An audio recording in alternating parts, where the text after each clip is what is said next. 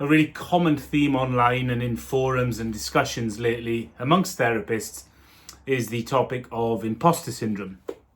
Now, imposter syndrome, if you've not heard of it, is something that's been around since about the 70s. It's got about a 70% prevalence at any time in any given career amongst most industry sectors. And effectively, it's when you start to doubt yourself, whether you feel you're a bit of a fraud, whether you don't really feel you deserve to be in the positions that you're in and doing the tasks and jobs that you're doing. Now, often this manifests itself as feelings of trying to attain perfectionism, trying to spend too much time or more time than needed on little tasks and everyday tasks, trying to seek perfection and putting over attention and over focus on certain things.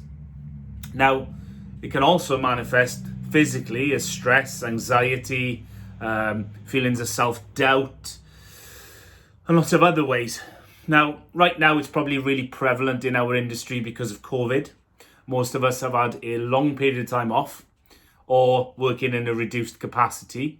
And as the doors look like swinging open for most of us again now, or already have, then we're starting to doubt that we're able to do the things we want to.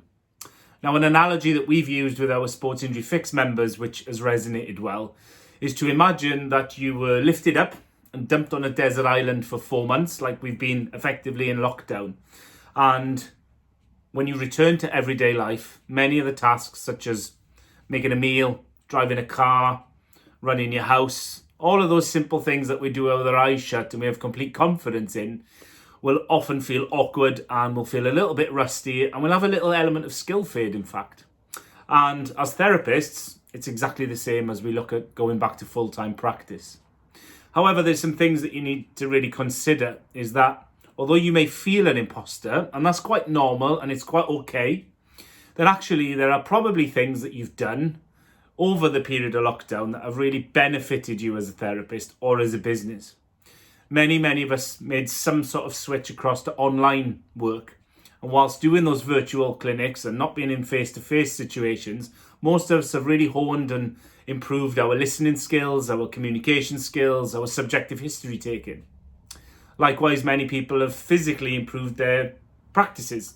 Maybe they've restructured the layout of their clinic, they've given it a coat of paint, they've done things that they never had time to do with their businesses before. And likewise, many of you have made real shifts in your business with automations, electronic solutions like booking in advance, taking payments in advance, compliance and GDPR templates, screening templates and electronic patient notes, to name but a few things, also including sort of electronic exercise prescription software. These are things many of you have put into place or expanded what you already had prior to COVID. Now, for some of you, you may be listening thinking, well, I've done none of that. I've sat back and I've just really watched what's going on and it's only now I'm thinking of returning to practice.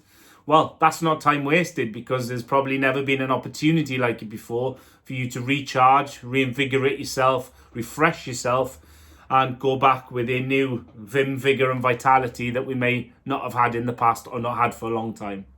So whether it's clinical, business or just personal skills, most of us, although we may feel a bit rusty and we may have an element of skill fade, most of us have done a lot of CPD, a lot of learning, a lot of development, and just recharged the batteries so that now when we do open, we're probably a much more efficient business and a much more effective therapist than we were pre-lockdown. So what I would conclude in saying is it's okay to have imposter syndrome. We all get it at some point. It may come and go. But what you really need to put focus on right now is that imposter syndrome that you're feeling is a temporary state. It is a moment of imposter syndrome, not a life of being an imposter, which is fundamentally different.